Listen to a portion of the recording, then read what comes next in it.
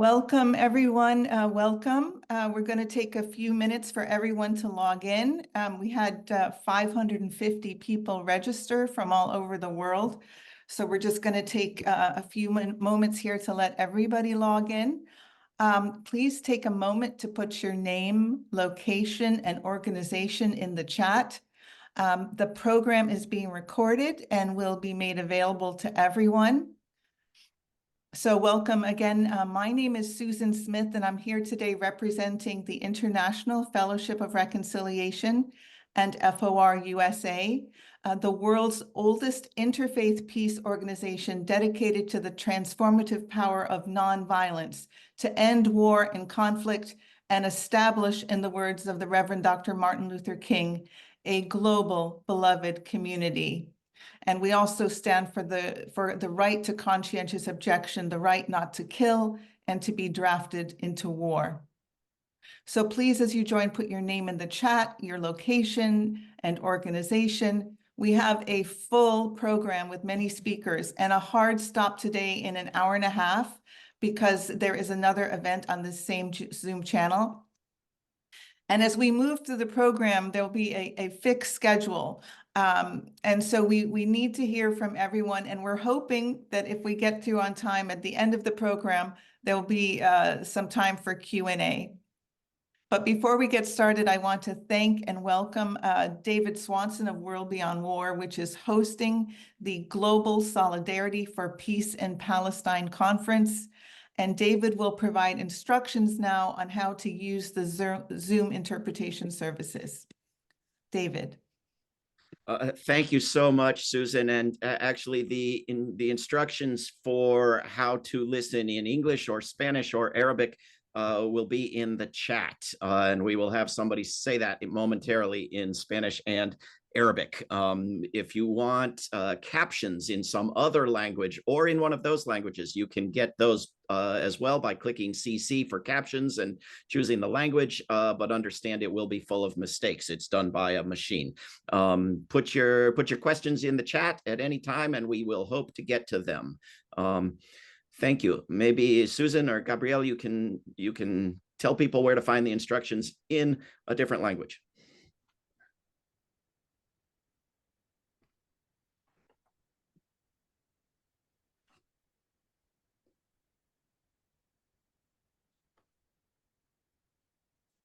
Is anyone there? Susan? Gabrielle? I think Igor Rodriguez is directing the translation interpretation services. Igor? I just thought you might say in Arabic and Gabrielle might say en español. Look in the chat for the instructions. Now it's on the chat. The instruction in Spanish.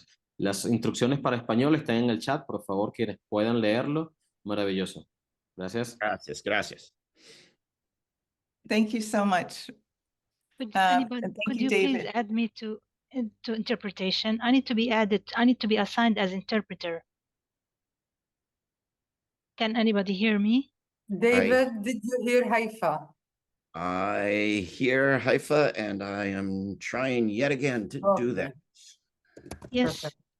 All right, thank you. And as we're adding Haifa as an interpreter in Arabic, this is just to thank all of you for joining this urgently convened conference. We actually put it together in 2 weeks because the fact of the matter is, as you all know, in Palestine and in Gaza in particular, there is no time. There is no time to plan. There is only time to act. And so we have today a strategy that we hope you in your respective countries all over the world can implement. And so the name of the conference is Implementation of International Law to Stop the Genocide. And that is existing law that is on the books and can be enacted if there is political will. And so this conference brings together activists, peace builders, human rights advocates, and experts from around the world to address the ongoing war and the systemic oppression Palestinians are facing by Israeli occupation, and also in the context of the larger regional war that Israel is waging against Lebanon, and as we deeply fear about to wage in Iran. And it's brought to you by the Global Solidarity for Peace in Palestine coalition of organizations dedicated to defending the rights and liberation of the Palestinian people and ending the occupation. And our movement is built on the principles of justice, human dignity, and respect for international law. These organizations include Palestinian Youth Association for Leadership and Rights Activation, PLARA, Services and Advice for Peace, SEDAPAZ, World Social Forum, Pax Christi International, International Peace Bureau, Inter-American Institute for Peace and Reconciliation, INSPIRA, Global Partnership for the Prevention of Armed Conflicts, Latin American Platform for Human Rights, Peace and Democracy, International Council of the Oscar Arnulfo Romero Christian Solidarity Service, World Beyond War, Weaponized Drone Ban Treaty Campaign, Peace Boat, Global Exchange, Justice and Peace Network of Latin America and the Caribbean, Latin American Alliance for Disarmament and Social Justice, Peace and Justice Service in Mexico, SERPAJ, and the International Fellowship of Reconciliation and FOR-USC. If I have missed your organization, please put it in the chat. If you'd like to join the coalition, please let us know so that we can be in contact. So at this point, it is my honor to introduce the founder of the Global Solidarity for Peace in Palestine Coalition and co-host of this program, Miguel Alvarez of SEDAPAZ, a civil organization created to supporting and to continue the work of mediation in Chiapas, and then to transfer what has been learned to other conflicts in Mexico and other countries. In 1994, Miguel was executive secretary of the National Commission for Mediation, which presided by Bishop Samuel Ruiz, was guided by the lessons and approaches of the Latin American liberation theology. He is a mediator, winner of the National Human Rights Award 2017. And from SEDAPAZ, he is a member of various networks at all levels and has participated in conflict resolution and peace processes in 17 countries. Welcome, Miguel Alvarez. Susan, buenos días, buenas tardes, buenas noches. En todos los continentes de nuestro planeta. Este es un proceso nuevo, fresco, horizontal, lleno de esperanza, pero enmarcado en la indignación que vivimos por esta situación global de guerras que se concentran en Palestina. En pocas semanas nos hemos convencido que necesitamos articular un actor civil global de mayor peso, de mayor presencia, capacidad de incidencia. Y que este actor tendría que mirar juntos hacia una estrategia de corto plazo que logre detener esta guerra. Así que esta reunión vamos a escuchar otra vez a partir de los testimonios palestinos, las reflexiones que nos ayuden a concentrar una acción conjunta, común, global, estratégica y a volvernos a reunir quienes estamos hoy aquí y muchos más la próxima reunión del 31 de octubre. Iremos. Bienvenidas, bienvenidas.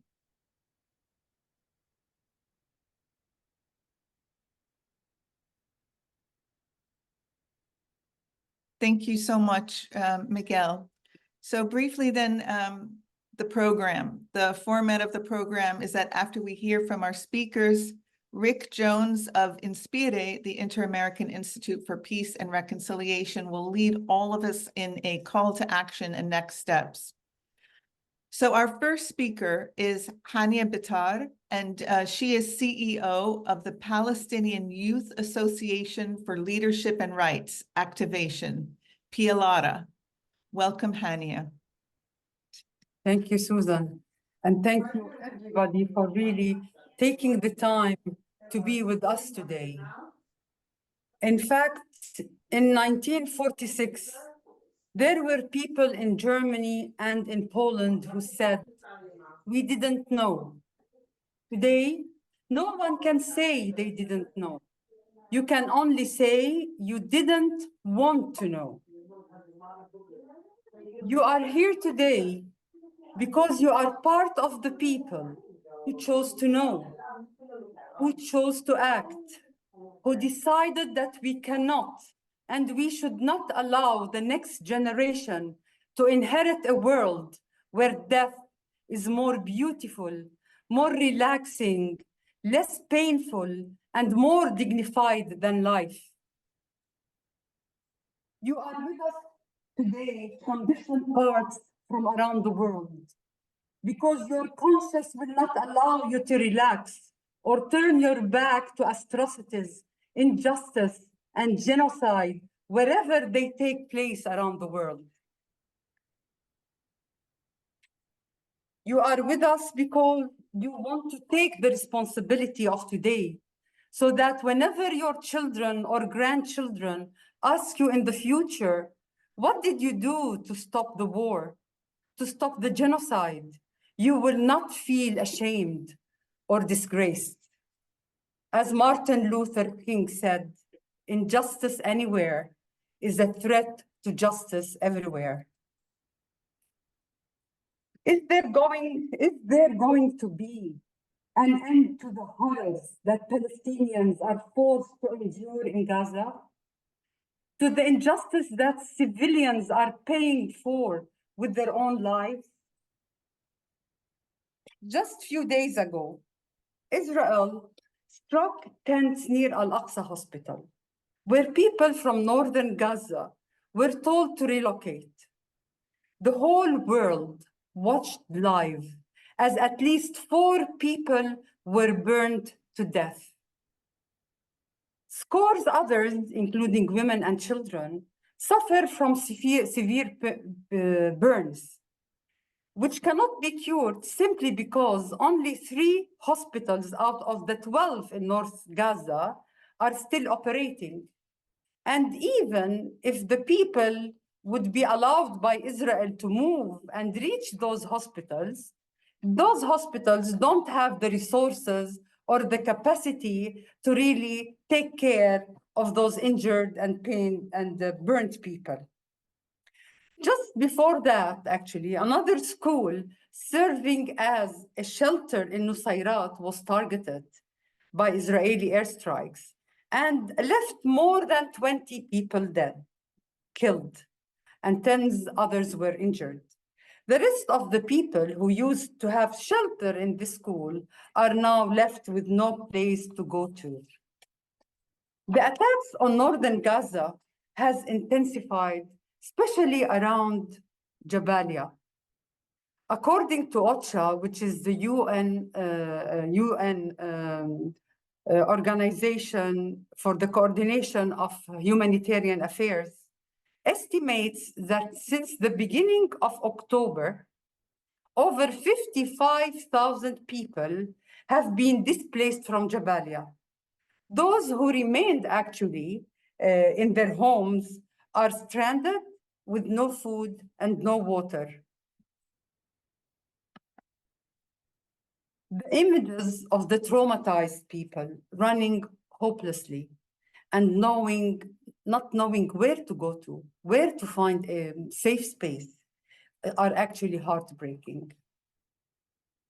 Since Israel began its war, its invasion of Gaza, which killed more than 42,000 people up till now, Palestinians actually, including more than 744 Palestinians, including 164 children, have been killed in the West Bank. And more than 6,250 people have been injured.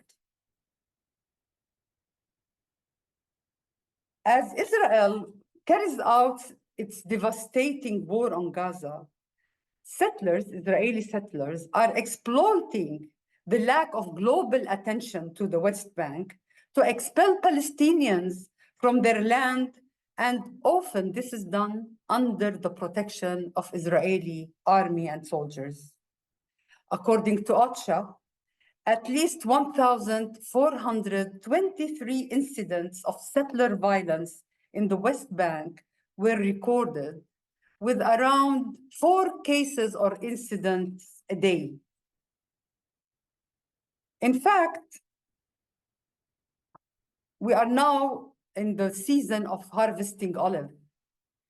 And usually this used to be the time for celebration because lots of people, of households, depend on olive and the oil for their livelihood. But unfortunately, as has been going for so many years, and people started to know that our problem didn't start on October 7, so people became very aware of our history and since when we are suffering.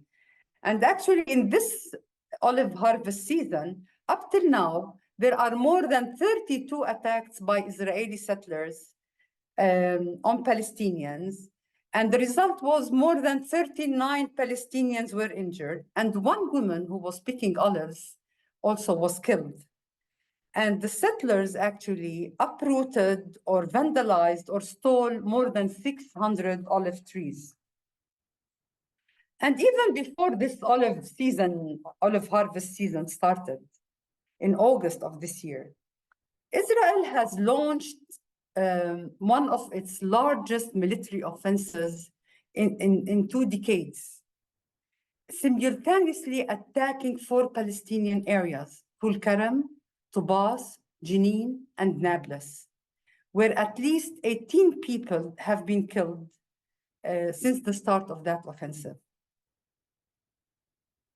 Our Palestinian human rights organizations like Al-Haq and like Al-Mizan addressed the international community in their statements and asked them to immediately intervene and implement countermeasures against Israel as required by international law.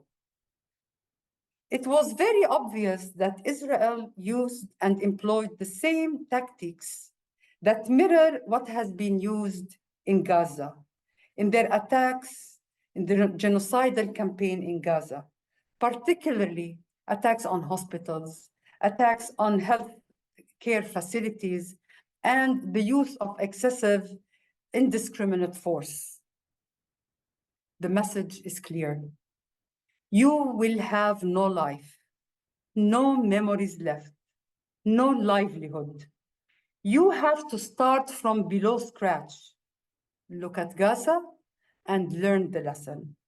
This is Israel's message to the West Bank, to Lebanon, and to any other country on their list.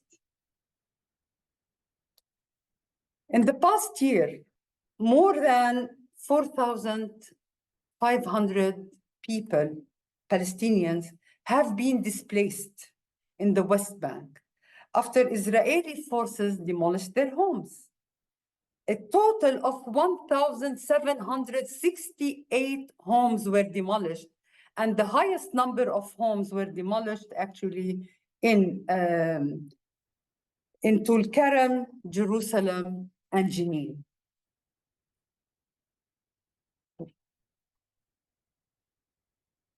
Life in the West Bank and in East Jerusalem is characterized by a continuous and systemic control of land and natural resources. Many people envy us because we live in Jerusalem as Palestinians, but in fact, little do they know what does it mean to be a Palestinian Jerusalemite. As a Palestinian Jerusalemite, you can never dream of building your own home, simply because you need a permit from Israel to do that. If you are lucky enough, like my neighbor Samir in Wadi al-Joz in East Jerusalem, he got the permit he applied for 15 years after he applied for it. So now he's happy. At last, after 15 years, he has his own home built next to my house in Jerusalem. Amnesty International actually published a report in 2002 where it reviews the series of Israeli measures and policies towards Palestinians, including expropriation of land, illegal killing, forced transfer, movement restrictions, and denial of citizenship. All of these factors crystallize into an apartheid crime. And as the Secretary General of Amnesty International said, that report reveals the true extent of the apartheid regime in Israel. Whether they, meaning us, the Palestinians, whether they live in Gaza, in East Jerusalem, the rest of the West Bank, or in Israel itself, Palestinians are treated as an inferior racial group, and their rights are consistently denied.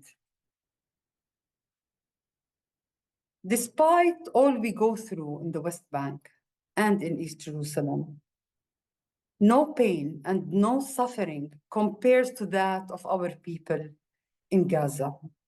The pain that they have endured and still are enduring, the killing that all of you have been witnessing. You will not be with us today if you were not already active and pursuing and learning and doing your best to really support justice. And actually, the former emperor of Ethiopia, Haile Selassie, if you've heard of him, have once said throughout history, it has been the inaction of those who could have acted, the indifference of those who should have known better, the silence of the voice of justice when it mattered most, that had made it possible for evil to triumph. At least we are gathered today because we do not want for evil to triumph. We do not want pain, loss, agony, and injustice to be characteristic of how people, neither in Palestine nor anywhere else in the world, should live through. Before we go to the life testimonies from Shahd and Ala from Gaza, I would like to end by reading you a few verses written by a Palestinian poet called Khaled Mahmoud Jum'a. He's a poet and a story writer from Gaza. And he says, "O rascal children of Gaza, you who consistently disturb me with your screams from under my window, you who filled every morning with rush and chaos, you who broke my vase and stole the lonely flower from my balcony, come back and scream as you want and break all the vases, steal all the flowers. Come back, just come back. Thank you." Thank you so much, Tanya, for your compelling testimony. And I can only imagine how much fear and trauma everyone has in the West Bank and East Jerusalem and the entire historic Palestine 48,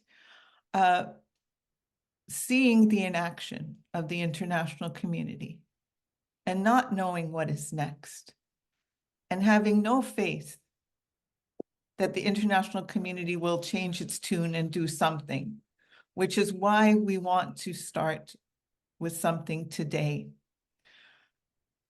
So now we will go to our next speaker, Shahd Sataria, and she's Program Director and Human Rights Advocate for the Palestinian Working Women's Society for Development, based in Ontario, Canada, but she's originally from Gaza, and we'll talk about the situation there. Welcome, Shahd. Thank you, Susan, and thank you everyone for joining this virtual conference today. Today, I stand before you not just as a representative of the Palestinian Working Women Society for Development, but as a voice for the countless women and families suffering in Gaza and the West Bank. At BWWSD, and through our work, we witness the resilience of Palestinian women who, despite facing displacement, poverty, and restricted access to basic needs, continue to lead and advocate for justice. Today, I'm here not only as an advocate for these women, but also as a victim myself. Let me tell you my story. I was born and raised in the city of Jericho in the West Bank, and my mom was born and raised in as a refugee in Jabalia refugee camp in Gaza. And my father was a refugee born and raised in Ramallah. So I'm half from Gaza, half from the West Bank. I have a whole family from my mom's side in Gaza, but guess what? Last time I was able to have a permit from Israelis to get into Gaza was when I was 9 years old. And ever since, I have been denied the access into Gaza to see my family, although it's just 1.5 hours away from Jericho. I have some of the most treasured memories from Gaza, filled with love, joy, and hope. Despite the hardships, the people of Gaza are incredibly positive, always finding ways to celebrate life. I remember our gatherings at my grandmother's house, big parties, pajama nights, sleepovers, a lot of dancing and singing. One of my best memories is our family trips to the sea. We would spend the day swimming in the waves and eating freshly grilled seafood. These moments, though simple, are filled with love and connection to my family in Gaza, reminding me that even in the most difficult circumstances, there is room for joy, togetherness, and hope. This happened. Those good memories that I have of Gaza happened when I went there as 9 years old in 2004 for a week. We had a permit for a week, my mom, myself, and some of my siblings. My dad and other siblings did not get the permit. So half of the family was in the West Bank, half in Gaza. And then an invasion to the northern of Gaza happened. And we had to stay for 3 months, and I had to attend a school in Jabalia refugee camp. A Bahrain school. It's a UN school that was just bombed 2 days ago. And it breaks my heart to see the videos of this school where displaced civilians are seeking refuge in a UN school. Although all of this hard situation, I managed to have those good memories. And by mentioning this, I want to say that this did not start on October the 7th. It has been part of my identity and my childhood experiences and memories as someone who's half from Gaza, half from the West Bank. Now, unfortunately, thanks to David, he will be sharing with you a slide showing the picture, because in November 2003, unfortunately, my grandmother's house was bombed. All of the good memories, the sandbox on the rooftop for the construction work, jumping from one window to another because the houses are so close together, we've lost all of that. My uncle's house just right next to my grandma's house was completely destroyed. Now I want you to try to imagine with me. It was a building of 4 levels, 8 apartments. We lost in this bombing 26 family members. 24 were women and children. If we can go to the next slide. This was during them looking for the bodies of the 26 family members. And next slide will show you the faces as I will be mentioning the names of my uncle Saad and his wife Samiha. My cousin Mu'taz lost his wife Rawiya and their children Jasser and Muhammad. My second cousin Saad lost his wife Marwa and their little children Mais and Al-Mu'taz. My other cousin Asil lost his wife Safa and their children Az and Sila. I lost my cousin Muhammad. He's a very peaceful man. Muhammad, we lost him with his wife Sahira, their children Islam, Rima, and Saad. Only Rama and Hamza survived because they were at their other grandma's house. But Rama and Hamza, after they have lost all of their family, are left alone to face this cruel world. We lost, my cousin Mus'ab lost his wife Fida and his daughter Aisha. My cousin Mus'ab still, he has 2 children. One lost his limb, now he's in Qatar. One has an injury in his skull, also in Qatar. And one who's 2 years old now, he's 3 years old, lost his ability to speak. And now he's in Gaza while his father is with the other children in Qatar. My cousin Suhaib lost his wife Wala and their children Yahya, Ahd, and Saad. My cousin Ibrahim lost his wife Hiba. She was pregnant 9 months. Her due date was very close. I lost my cousin Yahya and the aunt of my cousins. Her name is Firyal and her granddaughter. Thank you so much, David, for sharing the pictures and the faces of those. And this is only just one story, one bombing, one house. Imagine for the rest. There are faces behind those numbers, and there are dreams and stories and people who loves them. I want you to imagine with me and think how family dynamics are shattered and how this is affecting them and us for generations. After 1 year and a week, I'm questioning why the international community and the Security Council has failed to meet its mandate to guarantee justice, peace, and protection for the Palestinian people. And what are they waiting for? What is more than what's happening is worth triggering the force and power of these international bodies. What is more than what's happening is worth triggering the power of people to change, to make a change in the street.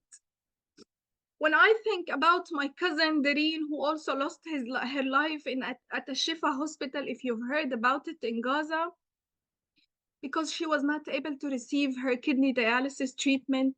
Dareen was 16 years old. She lost her life. When I think about her, I can't help but wonder how many other individuals are silently fighting for medical care, like pregnant women without proper services, those who are delivering their babies with C-section without anesthesia, and starving breastfeeding moms, especially in the north. Imagine waking up every day, unsure if your clothes will last you for another week. Families are sharing slippers, not even proper footwear or a sneaker or a boot for the winter. They're sharing their slippers. Mom and her children will share the slipper to take trips outside of the tent. Can you imagine living in a place where survival is uncertain and dignity feels like a distant dream? Sarah, one of our counselors in Gaza, she told me that she longs for just one peaceful, uninterrupted night of sleep. One night. Do you see how privileged we are? This feeling is shared by many who suffer from anxiety, trauma, haunted by the sounds of bombs and the heavy weight of loss. One friend of me, she had to cut her hair because she couldn't find shampoo. Many women are forced to cut their hair in Gaza. Many women are forced to go with their monthly period without hygiene pads, making heartbreaking sacrifices that hurt their health and their dignity.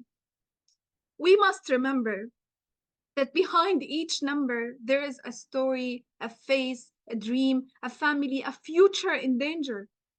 The voices of these women and children need to be heard, and it's our responsibility to make sure they're not forgotten in the chaos of the war. As I share these stories, I urge you to remember that these women are not just victims. They are resilient souls fighting for their families and community, and they deserve our support and recognition. Today, as I pass these stories to you, I have all hope that you will take the responsibility to amplify their voices and stories just like I did. The situation in Gaza is not local, it's a global issue. The genocide resonates worldwide, affecting us all, affecting the humanity of all of us. We must now, and we must not allow the Security Council inaction to continue, allowing impunity for heinous violations. We demand that Israel comply with the International Court of Justice resolutions, end the war, and ensure humanitarian aid reaches Gaza. It's essential to invoke Chapter 7 of the UN Charter for accountability. We will no longer accept mere words. Urgent action is needed to uphold the rights and dignity of the Palestinian people, because if not now, I ask, then when? The situation in Gaza cannot afford more waiting. So raise your voices and demand actions and be the voice for the voiceless. Thank you. Thank you so much, Shahid. Hearing you speak about your family,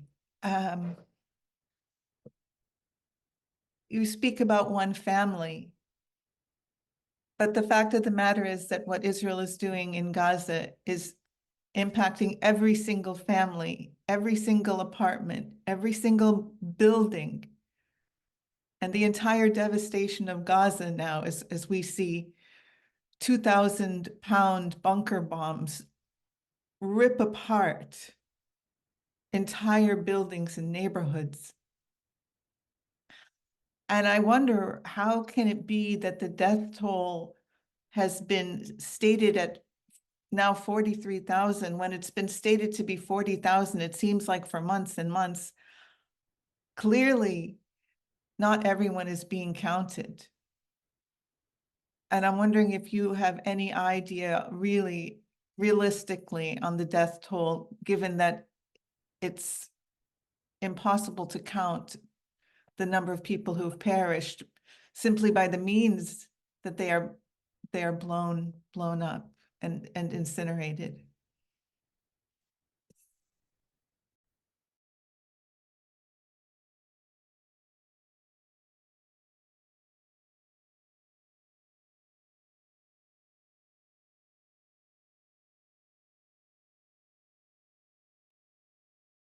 Shahid, would it be possible to comment on what you believe the death toll is? Are you speaking of numbers? Yes.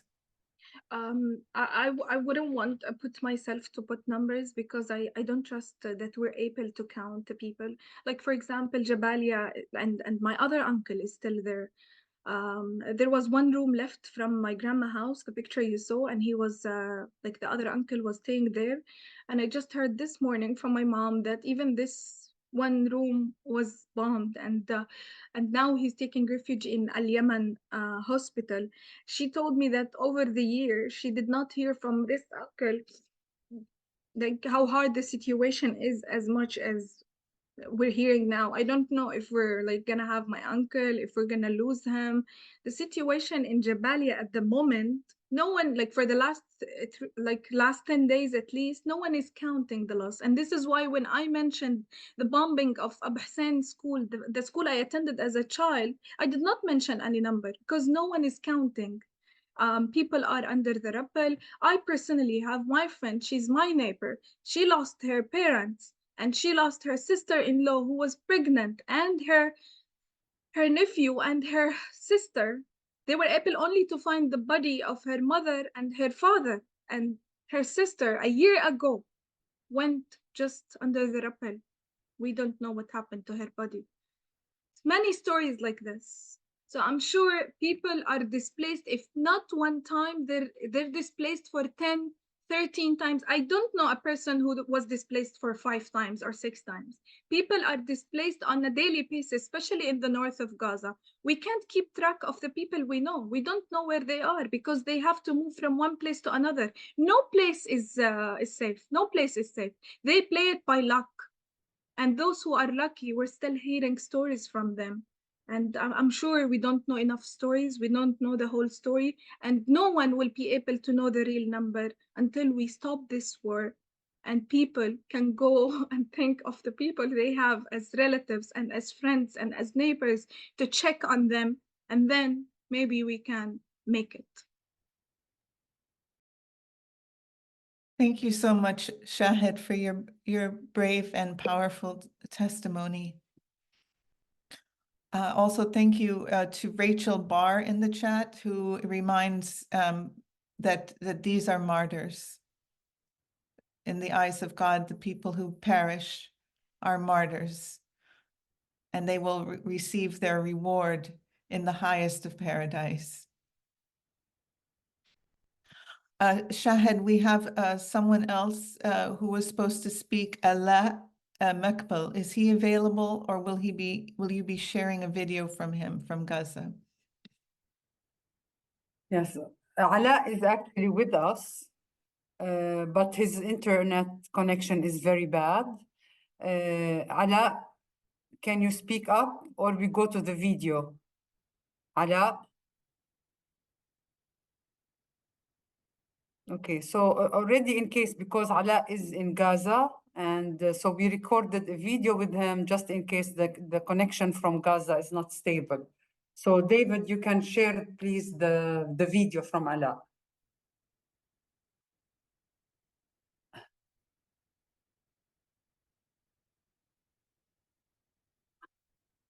So it's muted, we cannot hear it.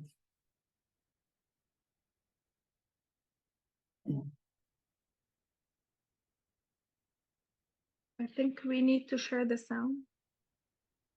David?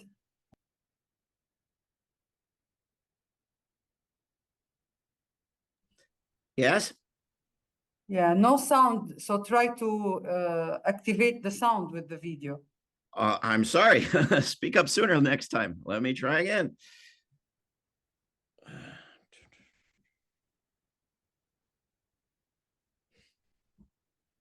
Well, it used to be you could select computer sound and mute yourself to avoid echo. I will instead unmute myself and hope that works.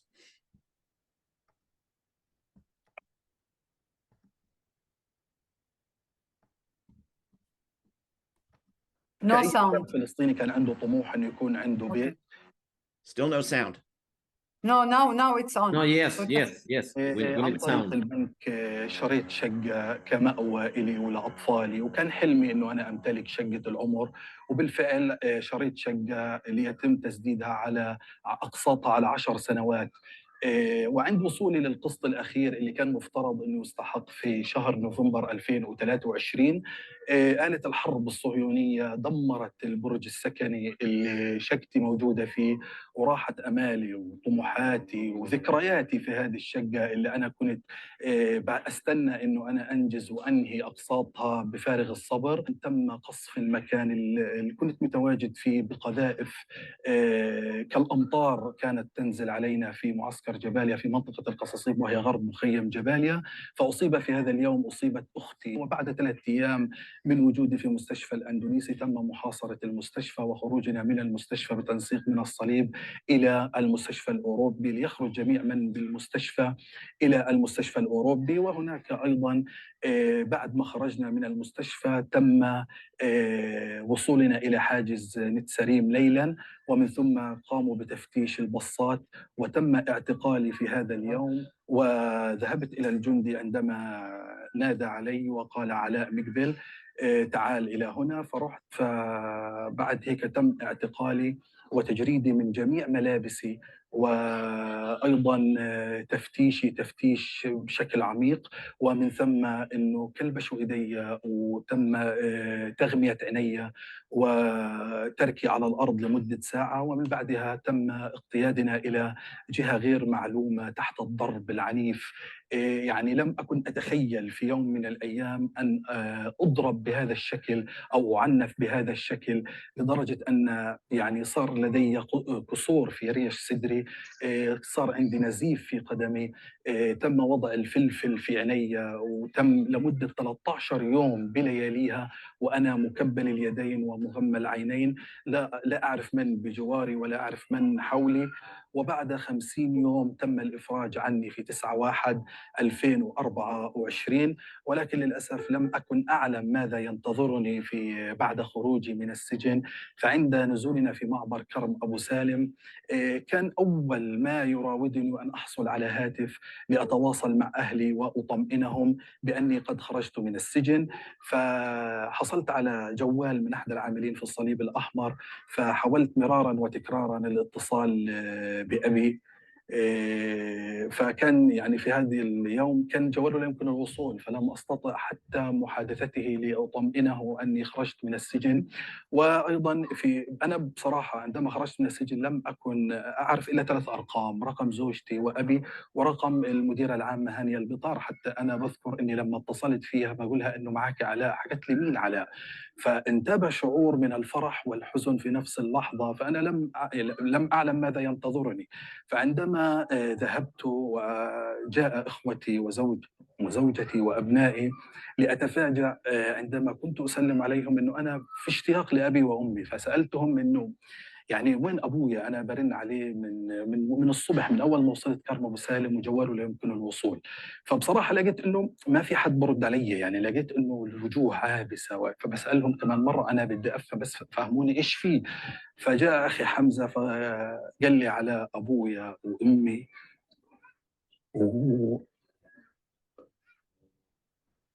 وأخويا محمد إنه استشهدوا في هذا اليوم.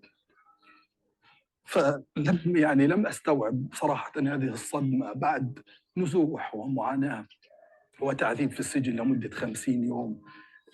كان كل همي إنه أنا أطلع من السجن، بس إني أطمن أهلي إنهم يكونوا عارفين إنه ابنهم عايش، لأنه عاشوا مرحلة صراع كبيرة: هل ابننا في السجن ضل ولا ابننا استشهد؟ فطلعت فعلى إنه أتفاجأ إنهم مستشهدين. فكانت هذه أكبر صدمة ممكن يتعرض لها الإنسان في حياته.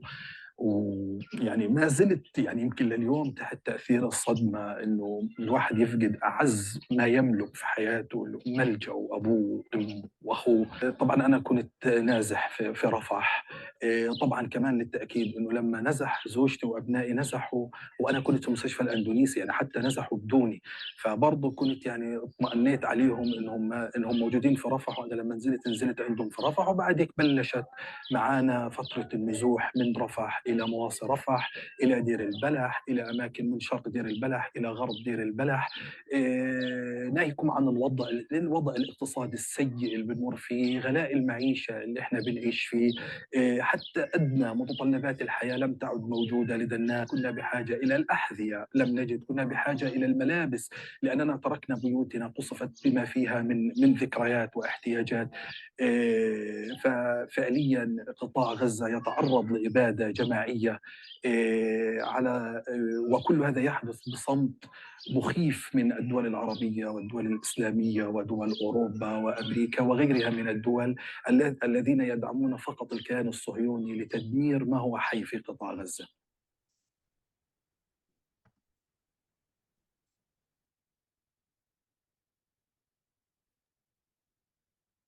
Thank you so much, Ella Mekbel, for that film and also for joining us today. And if you're still with us, do you have any words you wish to share? Would you like to come onto the screen? علاء، إذا أنت موجود افتح الكاميرا خلي الناس تشوفك، وإذا بتحب تحكي كلمة كلمتين.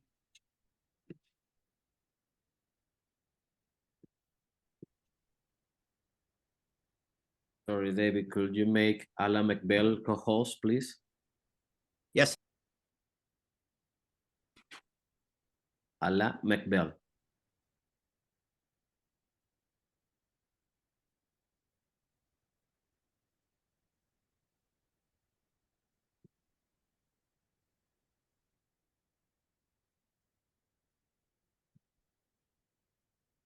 أو أنت على اتصال مع علاء؟ Now it's co-host. Now it's co-host. Ala, could you open your microphone? علاء افتح ميكروفونك وصورتك إذا بتقدر، إذا بنفع من عندك. مساء الخير. هلا يا علاء. شكرا انكم سمحتوا علاء لي حابين اني يطلعوا من اشارك.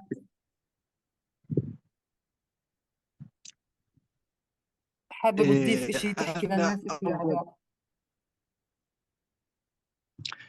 طبعا يعني ما يعني حاولت بقدر الامكان اني انا اوصل قصتي، وطبعا هي هذا جزء بسيط من المعيشة في قطاع غزة. يعني أنا حاولت جاهدا أنه أنا أحضر معاكم الاجتماع، إلى أنه يعني ما فيش يعني واصل قد، بس حاولت جاهدا أنه أكون معاكم، عشان هيك حبيت أنه أنا أسجل وأنه تسمعوا القصة بشكل أوضح، لأنه كنت متخوف أني ما أحضر معاكم الاجتماع. بشكل عام يعني انه هذه معاناة احنا بنعانيها في قطاع غزة في ظل حرب الإبادة اللي بنتعرض لها، وللأسف كل يوم يعني الكوارث بتزيد. يعني أنا حتى تقريبا أنا وصلني خبر إنه زعتر وهي منطقة اشتباكات حاليا موجودة، والحمد لله إنه الله سلم وطلع. فللأسف إحنا كل يوم بنعيش في أحداث وحاطين إيدنا على قلوبنا من كل إشي إحنا بنتعرض له في هذا الوقت بالذات، يعني وصعوبة الأوضاع اللي إحنا بنعيشها. Thank you so much, Ella. Thank you for sharing that with us and emphasizing again that your story is just one of millions. And in fact, the situation is getting worse every day. I'd like to welcome now our next guest, Kathy Kelly. And Kathy is the president of World Beyond War, the co-founder of the Merchants of Death Tribunal. She's a three-time Nobel Peace Prize nominee, and she's going to explain now how the General Assembly has the power to take away power from the Security Council on the situation of Palestine by implementing the Uniting for Peace Resolution 377. Welcome, Kathy. Well, thank you, Susan, and my sincere thanks to the speakers who preceded me. Thank you for your courage. I'm sorry. I'm so very sorry for all the pain and the suffering and the agony that besets you and your loved ones again and again. And I'm so sorry to say that the Western powerful elites have failed. They have utterly failed to prevent this genocide. And in that failure, they've also prevented their own mandates from having a meaningful role to play. And they've jeopardized the security of the world because it becomes less and less possible to rely on some kind of rules-based order when these groups of people have set themselves up above the law, above the norms of human rights and human decency. And we cannot look to the United States and the Western powers to try to solve this situation, but we also can look still, as has been so generously mentioned by previous speakers, to the activists, to the grassroots communities, to the student organizers, to the human rights advocates all around the world. And we have I'm so sorry for that. Someone's calling me on Facebook. We have a responsibility to continue to do that. And there is a mechanism within the United Nations. It has been used before, and it will require solidarity from all across the globe. The Palestinian Authority has made one resolution. The United States and the UK have used the Security Council to undermine and defeat ceasefire proposal after ceasefire proposal at the behest of the Israeli government. But it is possible that if another ceasefire proposal is brought before the Security Council and is vetoed, and if it's a ceasefire proposal with consequences that doesn't continue to give immunity to the criminal actors who have been perpetrating this hideous violence and genocide against Palestinians in the West Bank, in Jerusalem, and Gaza, and now people in Lebanon, and possibly beyond. It is possible that by activating the Uniting for Peace Resolution 377, if 2/3 of the General Assembly would favor that, and a portion of the Security Council would agree, then it is possible to overturn a Security Council veto. And this is what we want to lean into as best we can together. We catch courage from one another. We share the common guilt. For those of us on the outside who have watched this genocide on the screens of our phones and computers, but we, as we have been told, cannot say we did not know. So let us combine our strength and our will together. Let us go forward acknowledging that we never, ever want to be the people who would be accused of having turned away from the child that Shahid helped us to see, the little one facing a very cruel world all alone. Thank you. Thank you so very much, Kathy.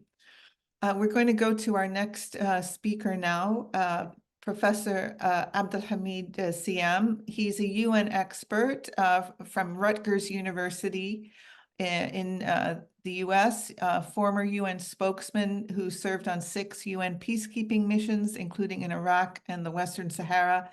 He's a columnist for the Pan-Arab newspaper Al-Quds Al-Arabi, and the author of 4 books, essentially on how the UN has failed in the countries of Syria, Libya, Yemen, and the Western Sahara.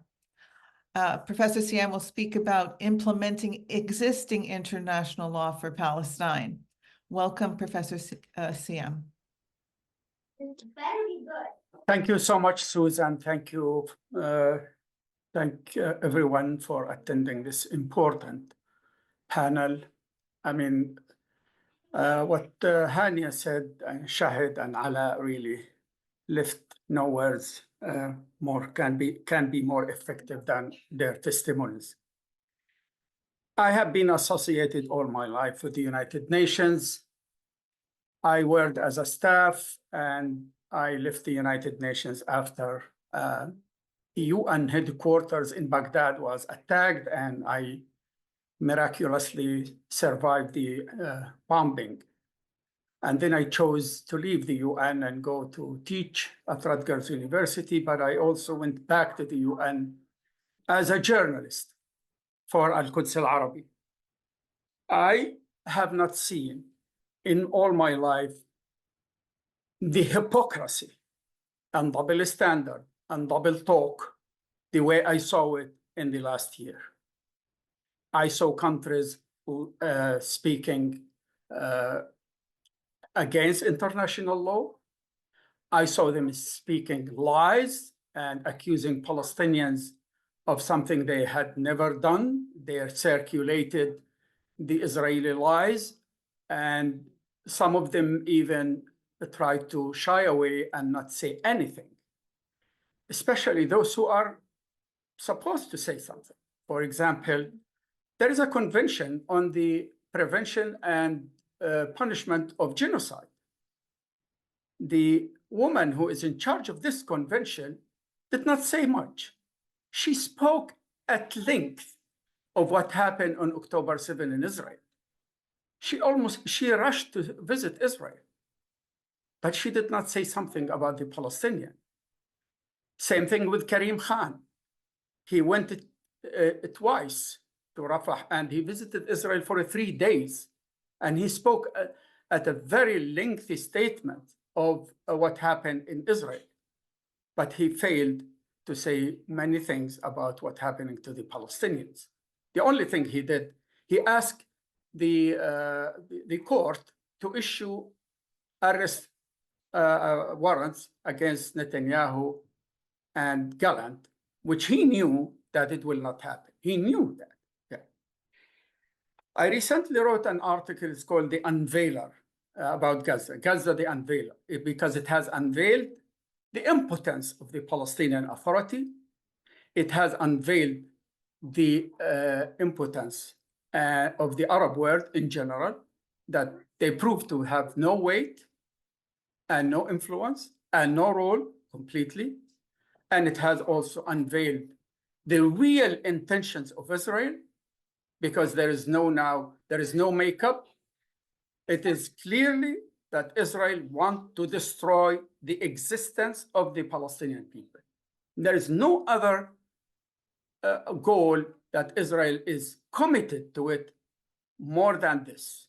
And they voted in the Knesset, as you know, in 2018. This is a Jewish state, and the identity is Jewish, and self-determination applies only to Jews between the river and the sea.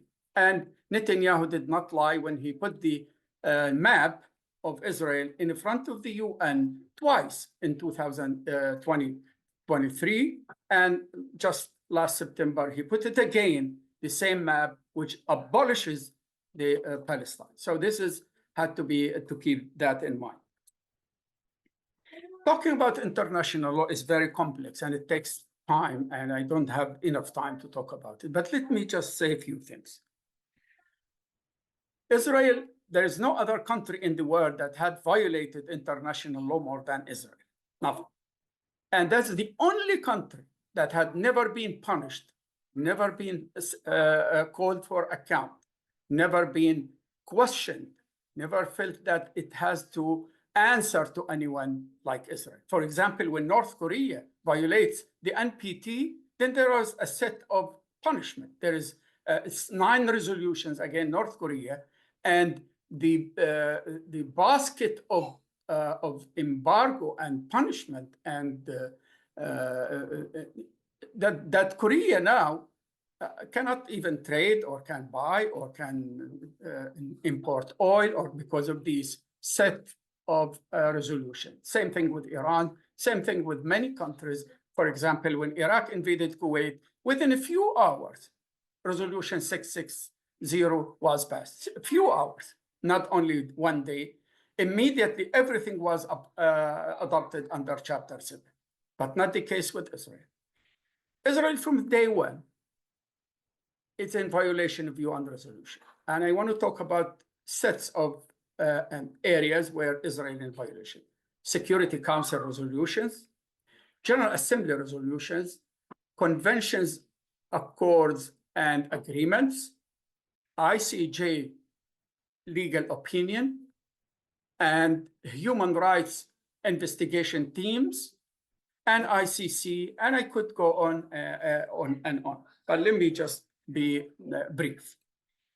With Security Council resolution, there are so many, and I cannot count them because they address every aspect of the Arab-Israeli conflict. But let me mention a few. For example, 242 of 1967, it called on Israel to withdraw from the land it occupied. In the preamble, it says no acquisition of land by force, very clear. This is a very important pillar of international law, not to acquire land by force, very simple. Israel ignored 242, and it was re-emphasized again in 1973 with Resolution 338, yet it were both ignored. There are resolutions that address settlement. There are resolutions that addresses Jerusalem. At least 8 resolutions has to do with Jerusalem. The last 2 important resolutions on Jerusalem, Resolution 476 and 478 of 1980, when Israel passed that basic law declaring Jerusalem as the eternal united capital of the state of Israel in violation of international law. So Security Council passed 2 resolutions, 476 and 478, yet Israel ignored that. There are many other resolutions that the resolutions deal with, for example, the excessive use of force. There is a resolution 904 after the massacre in Hebron in 2004, when an Israeli, let me take the date back, 1994, when an Israeli extremist entered the Al-Khalil Mosque, Al-Khalili, or Ibrahimi Mosque, and massacred 29 and wounded 150. 904 called for the protection of Palestinians. Of course, it was not respected.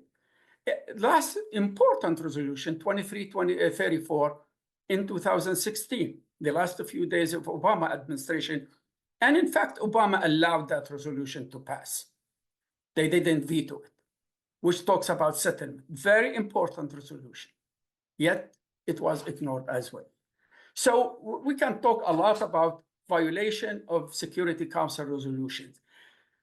The other day, the American ambassador, Linda Thomas Greenfield, after adopting resolution 2728 about a ceasefire in Gaza, she stood in front of the journalists and boldly said, this resolution is not binding.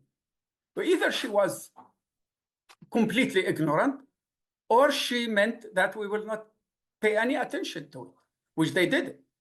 But every Security Council resolution is binding. There's two levels of resolution, binding and enforceable. Binding, every resolution is binding. Enforceable if it's under Chapter 7. So every resolution is binding according to Article 25 of the UN Charter. Every member state, which becomes a member state and accept the UN Charter, it is obliged to be bound by UN Security Council resolution. Again, with the GA, Israel in violation of all the GA resolution regarding Palestine. GA passed over 25 resolutions confirming the right of Palestinians to return to their homes. But let me talk about two resolutions, 181 and 194 of 19. 181 is the partition resolution, which talks about creating two states, one state for Israel, one state for Palestinians. One was implemented and one wasn't. And then 194 is the right of return.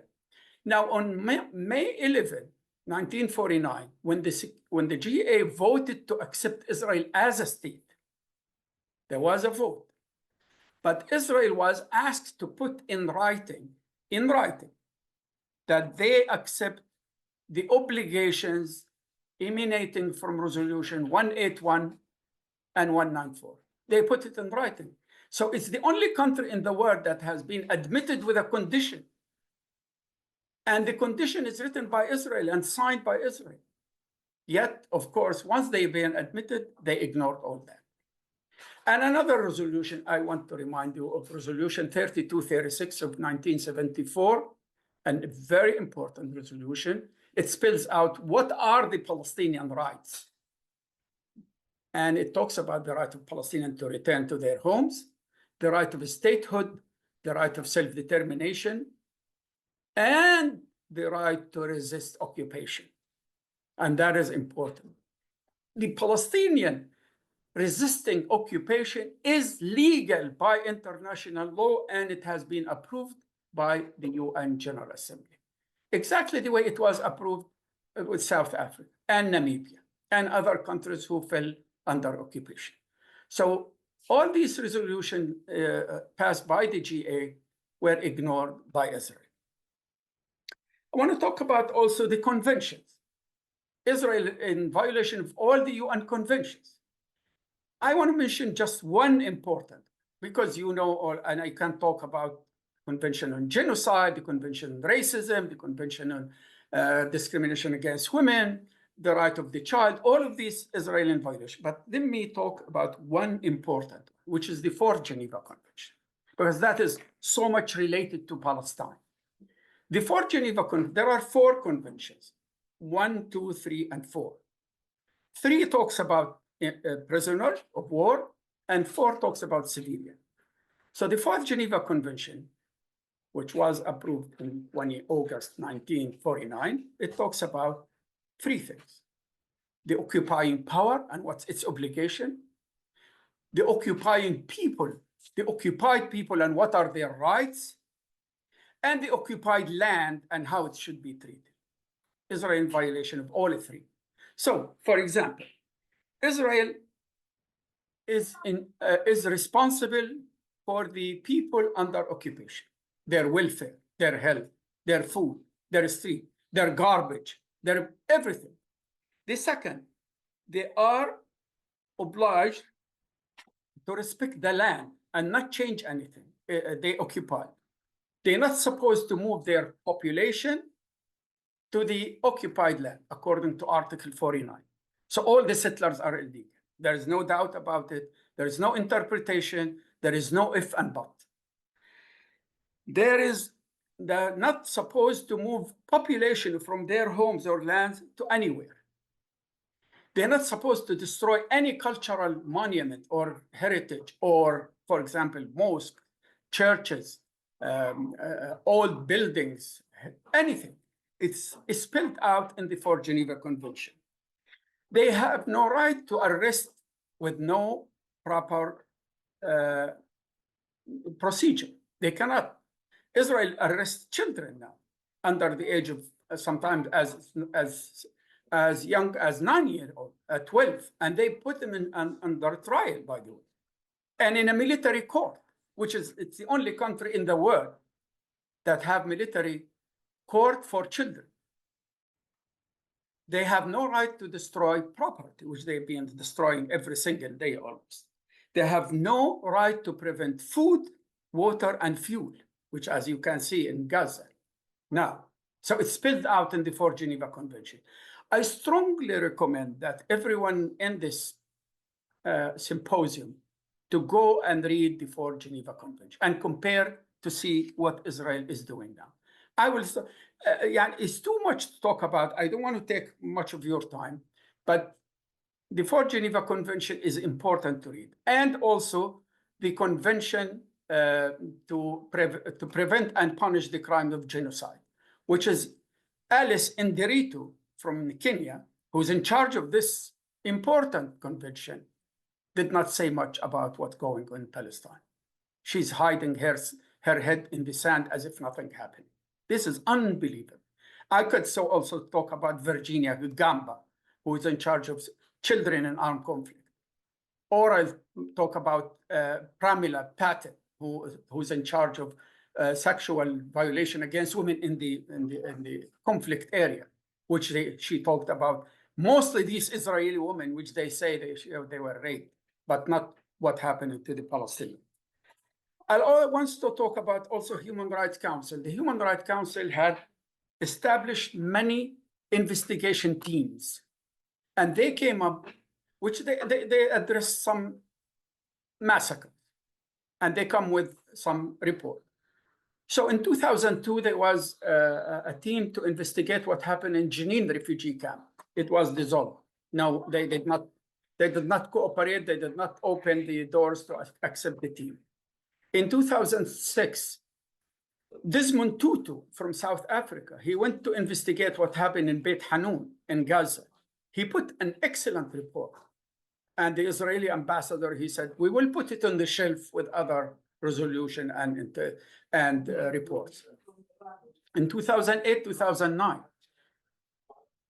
Judge Goldstone of South Africa put 500-page investigation results of what happened in that war. And Goldstone report was also put in the shelf. In 2014, the 50-day war, William Shabazz of Canada, he put a report also and about the atrocities committed in that war, yet it was not respected.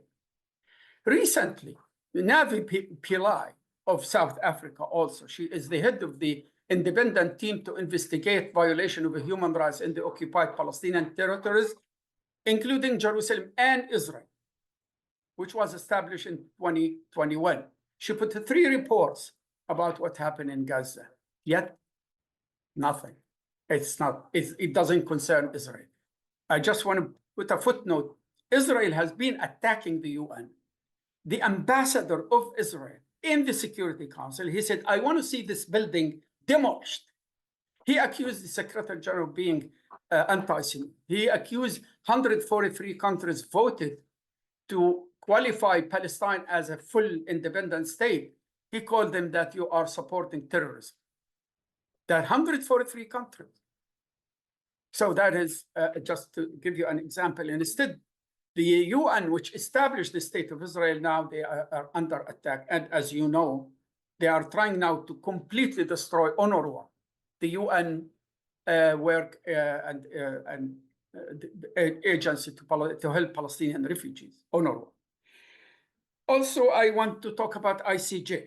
ICJ, most important legal opinion was issued on 9 July 2004. After debating the issue of the separation wall, which was established on Palestinian land, by a recommendation of the General Assembly. General Assembly asked ICJ, give us your legal opinion. So the opinion came out on July 9, 2004, which says the wall is illegal, it should be dismantled, and Palestinians should be compensated. And it's not only this, but that legal opinion is very, very extensive. It talks about the Palestinian as a people. It talks about Palestinian as under occupation. It talks about the illegality of the occupation. It talks about that it's not what Israel claimed, that they occupied this land from no one, that they say. But they said, no, it was occupied under the Jordanian, and this is, it applies, the international law applies, and Israel is in violation. I know I'm taking to, I will conclude if you give me one more minute.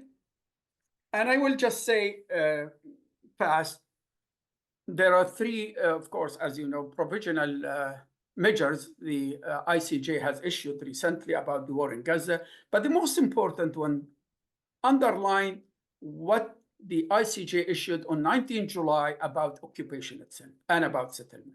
And it should be dismantled. And the occupation is illegal and should be concluded, and asking UN and all international organs and member states to implement this illegal opinion.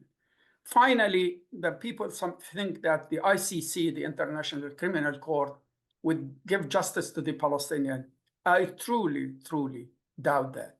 From my following what Karim Khan did through the last 3 years, I really doubt that anything will come out of the ICC. With that, I have so many, I hope I have time to answer your questions. Thank you very much for listening to me. Thank you so much, Professor Siam, for that comprehensive analysis. And we've received in the chat many requests for the transcript of what you spoke, and certainly we hope we can make a video of what you and each of the speakers have presented and then share that later.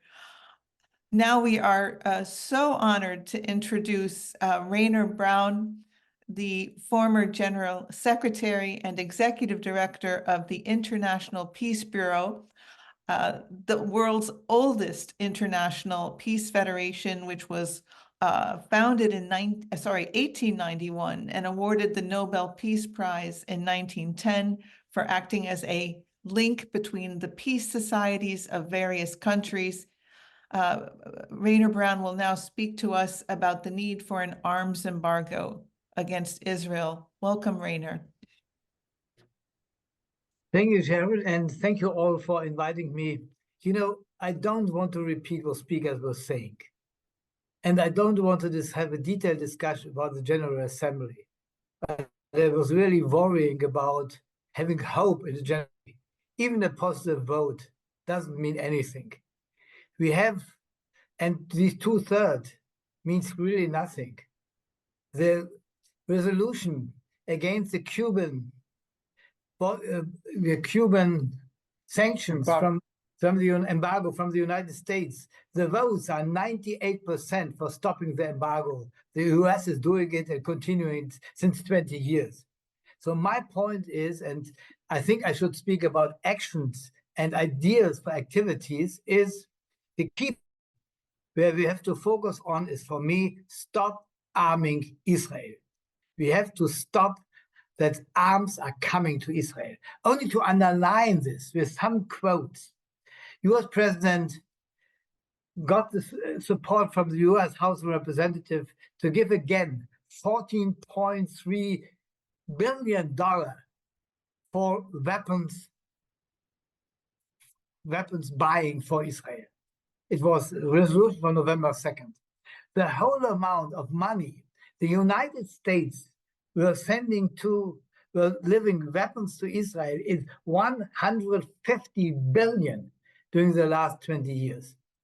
And the other NATO countries are on the same level. Above all, and mainly Germany. Germany is the second biggest arms exporter to Israel. We are selling weapons during the last years. We are developing the weapons export 10 times more in the year 23 to 22.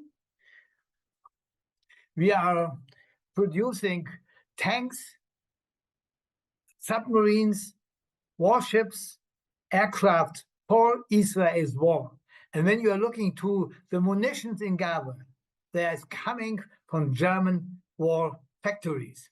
So we have to stop these arms export and arms sending arms and weapons to Israel. This is the key point. The former head of the military forces of Israel was saying twice, when we will not get the munitions and the weapons from the United States and Germany every week, we will have to stop the war in 10 days because we don't have the munition and the arms for continuing the war. So my key point and my summary is we need in all our countries campaigns against arms selling and arming Israel. This is the key point, the key job for the peace movement, all social movement, human activists to say, stop these killing by stop sending weapons. I think this is the message we have to deliver around the world, and we have to do it mainly in the NATO countries, because the NATO countries with the United States in the top and second with Germany are the main countries which are helping Israel for continuing this war every day. So stop arming Israel is the first step for ending the war. We need the campaigns all around the world. I hope this could be one of the messages from this brilliant webinar. Thank you so much. Thank you so very much, Rainer Braun. We'd like to invite now for the call to action and next steps, Rick Jones of Inspire. Welcome, Rick. Thank you, Susan. I think we've all heard the impassioned pleas for a call to action.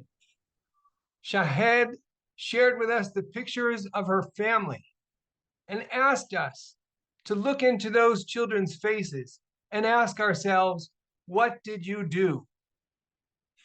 Alas took us inside the tent and shared the degrading inhumanity of what he experienced. And Hanya asked us in the very last phrase, shared with us the words of a poet to say, come back, come back. I don't know about you all, but I am feeling the raw indignation of injustice and heartbreak. And it is an urgent call for us to act. Kathy Kelly proposed to us supporting the UN Resolution 377. There is a possibility this UN resolution allows the UN General Assembly to vote on intervention when the Security Council has failed. I just put in the general chat a link to the Roots Action Organization Uniting for Peace proposal, which includes getting the General Assembly to vote, hold an emergency session, and vote on intervening, creating an arms embargo, other sanctions, which Professor Rainer Braun so articulately called out that we need to stop sending arms. This is part of the proposal. And upholding, it will allow us to uphold international law, as Professor Siam so clearly pointed out. Throughout this process, the Palestinian organizations have consistently said, we want international law to govern this process. So we have the opportunity now to click on that link and send letters and messages to the governments and the missions to the General Assembly so that they will act. And as the Global Solidarity for Peace in Palestine, the member organizations, we are inviting all of you today to click on that link and invite another 100 people to act on UN Resolution 377. I'm going to ask David Swanson now just to mention a few words about what that clicking on that link does. David? Sure. Well, wonderfully said. Not too much to add, and only 3 minutes left in the program here. But if you go to the link that Rick put in the chat, or the other one that I've put repeatedly into the chat, which is sort of an update to that one, either way, you will end up with a couple of clicks sending an email to the delegations to the United Nations from dozens of countries. We did something very similar months ago that resulted in South Africa and other countries bringing the case to the International Court of Justice, or at least we like to hope contributed to that happening. So we like to hope that in combination with offline actions and pressuring of national governments and communications and demonstrations and every other sort of activism we can muster, that continuing to make this demand of delegations to the UN may result in one or more of them finding the courage and the decency to act, and then getting a vote, and then getting that 2/3, which is completely conceivable once a vote on a decent resolution is held. So do it. Excellent. Thanks, David. So we are inviting you to get another 100 people to click on that link and take action. And we would also invite you, we will be contacting you after this session to inform us about how many people you are able to motivate to do that. We're going to have our next meeting on October 31st for anyone who would like to join. This is an open space where we are coming together as a global solidarity partnership for peace in Palestine. So we will invite you. We will be sending out the link to anybody who's interested for the meeting on October 31st, which will be at 6 p.m. Palestine time, 11 a.m. New York time, and 9 a.m. Mexico City time for Latin America. Thanks, and back to you, Susan. Thank you. Thank you so much, Rick. And also special thanks to Igor Rodriguez and the interpreters, Haya and Mary. Special thanks also to Ahmed Baghdadi of the International Peace Bureau and Aus Melhem of Pialara for their leadership with the Global Solidarity for Peace in Palestine Conference Planning Committee. Also to David Swanson and World Beyond War for hosting this Zoom. After the event, we will send everyone who registered an email with the recorded video plus any other information that you might respond to the email. And I now pass it back to the founder of this committee and this galvanization of grassroots for Palestine, Miguel Alvarez of Serapaz. Brevemente, porque estamos a tiempo, creo que hoy todos probamos de que el corazón late y le da sentido actuar como movimiento global. Y que hoy encontramos que hay una ruta viable, estratégica, pero que nos necesita fuertes y articulados para poder pesar en la Asamblea General de la ONU y que ella pueda pesar en el Consejo de Seguridad. Así que veámonos otra vez el 31 de octubre. Les pedimos que transmitan lo platicado hoy. Está grabada, habrá el link para que la puedan compartir y hagamos crecer este movimiento, y el 31 que podamos hacer una reflexión más resolutiva, más concreta de a qué acciones vamos a realizar. Estamos abiertos todos a esta consulta práctica de cómo llevar a acción este reto conjunto que hoy en torno a los palestinos, pero a partir de ahí irá sumando actores y procesos, primero para detener esta guerra y después para abrir rutas de dignidad y de justicia. Y por supuesto, a partir de ahí, de paz. Gracias, un abrazo a todas y a todos. Thank you so much, friends. Go in peace, and we'll see you on October 31st.